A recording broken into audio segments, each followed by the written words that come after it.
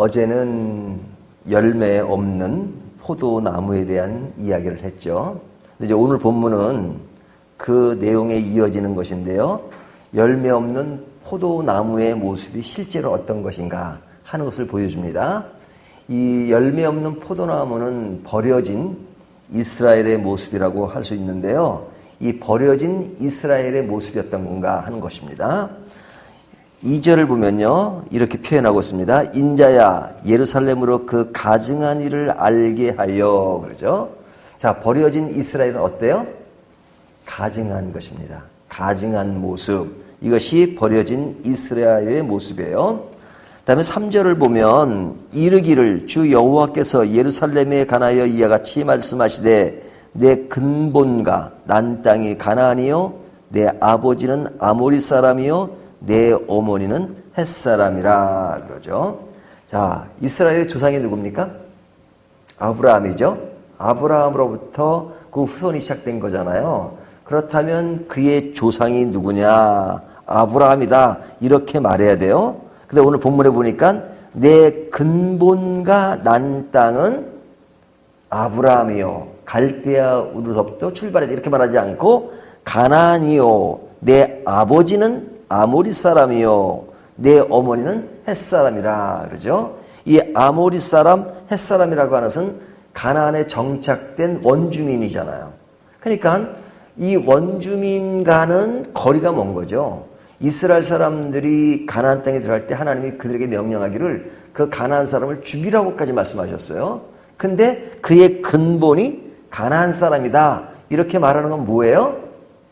그들이 실제로는 가나안 사람이 아니지만 너희는 뭐 가나안 사람이나 다를 바가 없다 하는 거죠. 그러니까 가나안 사람과 아주 동질화돼서 너희가 가나안 사람이야. 똑같은 놈이야. 뭐 이런 거잖아요. 그러니까 완전히 그 사람들과 같아진 그 모습을 좀 비꼬는 얘기죠. 이것이 버려진 이스라엘의 모습이란 말이죠. 그리고 그들이 어떤 모습이냐 4절부터 되어지는 이야기는 아주 치욕적인 말입니다. 4절 5절을 보면요. 내가 난 것을 말하건대 내가 날 때 내 배꼽을 자르지 아니하였고 뭐 탯줄을 끊지 않았다는 얘기죠. 너를 물러셔서 정결하게 하지 아니하였고 내게 소금을 뿌리지도 아니하였고 너를 강보로 싸지도 아니하였고 아무도 너를 돌보아 이 중에 한 가지라도 내게 행하여 너를 불쌍히 여긴 자가 없었으므로 내가 나던 날에 내 몸이 천하게 여겨져 내가 들에 버려졌느니라. 자, 아기가 태어났는데 제대로 이게 관리가 안 돼가지고 버려지는 것. 이것을 상상하면 끔찍하잖아요. 제가 내년 2월이면 할아버지가 되다 보니까 이런 말씀이 더 실감 있게 다가와요. 애를 낳는데 애를 탯줄을 끊고 여기 뭐 소금을 뿌리는 것은 다 소독도 하고 다 그래가지고 애를 다 진짜 귀하게 여기고 진짜 기뻐하고 그래야 되는데 이 뭐 애가 애로서 대접을 못 받는 거죠. 그냥 버린 겁니다. 버린 겁니다. 그냥 요즘 전 뭐 애들을 어떻게 나가지고 이렇게 버리는 예가 가끔 나오기도 하잖아요. 그것처럼 완전히 버림받은 아이, 그리고 부모로서 책임지지 않는 아이, 이 모습이란 말이죠. 그러니까 이 모습이 누구의 모습이라고요? 이스라엘의 모습이다. 그러니까 포도가 열매를 맺지 않으면 그것은 가치가 없는 것인데 땔감으로밖에 쓸 수 없는데 그 버려진 이스라엘의 모습은 바로 이런 모습이다 하는 겁니다. 자, 이런 모습에 대해서 하나님은 이들을 어떻게 보고 계시는가 하는 것이 이제 그 뒤에 나오는 이야기인데요. 6절을 보면 내가 내 곁으로 지나갈 때 내가 피투성이가 되어 발짓하는 것을 보고, 자, 버려진 아이니까 이 피투성이잖아요. 그 버려진 아이가 발짓하는 것을 어떻게 했다고요?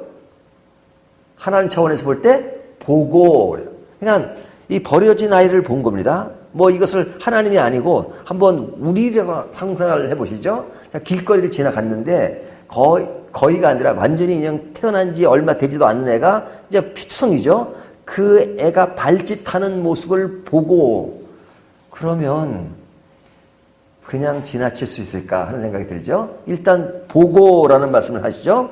그 다음에 6절을 다시 이어보면 내가 이르기를 너는 피투성이라도 살아있으라 다시 이르기를 너는 피투성이라도 살아있으라 하고 너는 피투성이라도 살아있으라 하는 말을 두 번씩이나 반복하죠. 그러니까 두 번씩이나 반복하는 건 아주 가장법입니다.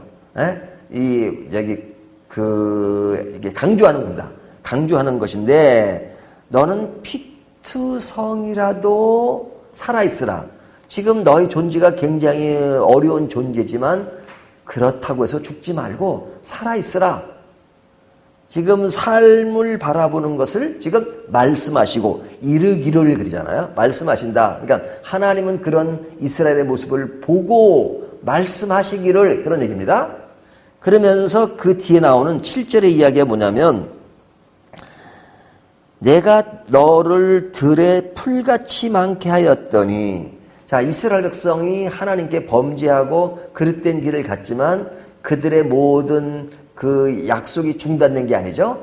하나님이 아브라함에게 뭐라고 약속하셨어요? 하늘의 별처럼 바다의 모래처럼.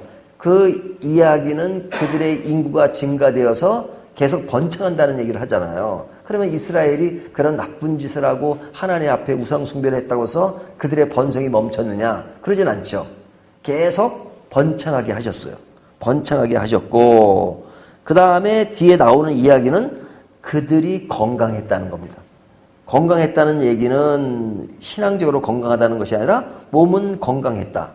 하나님께서 그를 버리지 않고 피투성이가 된 아기지만 그를 버리지 않고 그를 그냥 회복시켜 준 거죠. 그래서 갖다 키운 겁니다. 말하자면 갖다 키우면서 이제 건강하고 또 잘 자라게 만들었다. 하지만 그들은 여전히 벌거벗은 알몸이었다 그러죠. 그러니까 그의 존재는 벌거벗은 알몸, 정말로 그 형편없는 상황에 놓여 있었다 그런 겁니다. 하지만 그런 그들을 하나님은 어떻게 하셨느냐? 버려진 아이를 데려다가 이제 8절부터 나오는 얘기가 뭐냐면 내가 내 곁으로 지나며 보니 내 때가 사랑할 만한 때라 내 옷으로 너를 덮어 벌거벗은 것을 가리고 자 벌거벗은 아이니까 벌거벗은 것을 가리고 내게 맹세하고 언약하여 너를 내게 속하게 하였느니라. 내게 속했다는 건 뭐예요? 그를 하나님이 데려오신 거죠. 그리고 오늘날 식으로 표현하면 그냥 길거리에서 주운 아이가 되는 거죠. 그 주운 아이를 내 밑에 자녀로 키우시고 그러면서 9절 내가 물로 내 피를 씻어 없애고 내게 기름을 바르고 그러죠. 내가 물로 내 피를 씻어 없애고 내게 기름을 바르고 그러니까 완전 피투성이 되고 형편없는 그 사람을 완전히 치료하고 닦고 그래서 정상적인 사람을 만드는 거죠. 그 정도로 끝나는 것이 아니라 10절 수놓은 옷을 입히고 물돼지 가죽신을 신기고 가는 배로 두르고 모시로 덮이고 이것은 진짜 완전히 그냥 신분을 다르게 만든 거죠. 신분을 다르게 만들어서 11절 폐물을 채우고 팔고리를 손목에 끼우고 목고리를 목에 걸고 코고리를 코에 달고 귀고리를 귀에 달고 화려한 왕관을 머리에 씌었나니 그러니까 완전히 주워온 아이를 자녀로 삼은 정도가 아니라 아주 그냥 최고의 자식으로 키운 거죠. 대우를 해준 거죠. 그래서 왕관을 씌우고 이와 같이 내가 금은으로 장식하고 가는 배와 도시와 수놓은 것을 입으며 또 고운 밀가루와 꿀과 기름으로 먹음으로 극히 곱고 형통하여 왕후의 지위에 올랐더라. 아주 잘 먹이고 그래서 그를 어떤 직위에 올렸어요? 왕후의 직위에 올렸더라. 그러니까 완전히 그냥 다른 사람을 만드는 거죠. 누가? 하나님이. 그러니까 제가 굳이 설명할 필요도 없습니다. 이게 지금 오늘 본문 그대로입니다. 그냥. 본문 그대로 읽었다고 해도 과언이 아니에요. 그냥 읽은 거잖아요. 그러니까 한마디로 얘기하면 이스라엘의 모습은 그 열매 없는 포도나무인데 그것은 뭐냐? 가증한 것이고 버려진 것이고 그리고 아주 그 완전히 가나안 사람과 동질화된 그런 모습인데 그런 완전 피투성이가 돼서 버려진 아기의 모습인데 그것을 데려다가 그를 건강하게 만들고 하나님 밑에 자녀로 키우고 그 정도라도 잘 먹이고 잘 입히고 해서 결국은 왕후의 직위까지 올렸더라 하는 것이 오늘 본문 전부의 내용이에요. 전체의 내용이에요. 그렇다면 이 이야기는 한마디로 이야기하면 버려진 거지와 같은 아이를 데려다가 왕으로 만들었다. 그러면 그 아이의 입장에서 볼 때는 뭐예요? 그분이야말로 나를 완전히 새롭게 만드신 분이잖아요. 진짜 귀한 아버지시죠. 하나님의 은혜와 희생과 열심으로 그 무궁한 하나님의 사랑으로 인하여 완전히 변화된 신분의 변화를 이룬 그런 사람이었다. 그렇다면 우리의 존재는 얼마나 놀라운 존재입니까? 그렇다면 그 하나님의 은혜를 결코 잊어서는 안 되는 거죠. 이 정도로 만든 그 아버지를 배반하고 떠난다면 그것이야말로 있을 수 없는 얘기죠.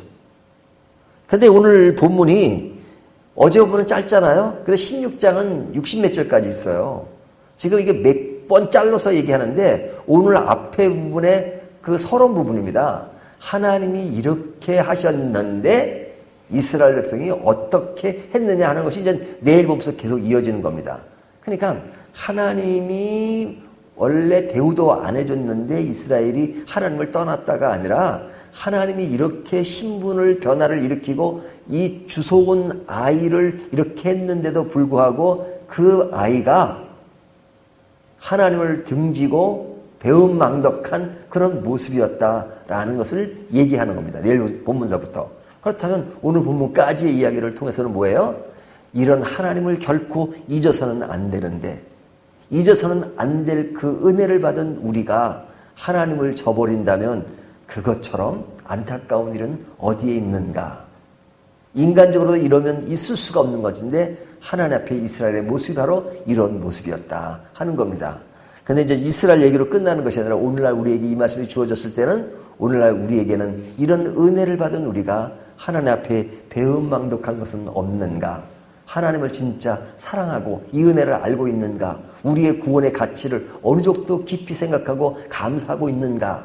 하는 것들을 다시 한번 생각해 보게 합니다. 정말로 우리가 그런 면에서 조금 더 소홀했다면, 조금 더 그런 은혜를 느끼지 못했다면 이 말씀을 통해서 우리의 구원이 하나님이 우리를 사랑하신 것이 어느 정도인가 하는 것을 살피면서 다시 하나님 앞에서 그 은혜에 감사하는 모습이 필요하지 않을까 하는 생각을 하게 합니다. 오늘 이 말씀이 이런 것을 더 깊이 생각함으로 더 은혜가 되는 저와 여러분이 되시기를 주님의 이름으로 축원합니다.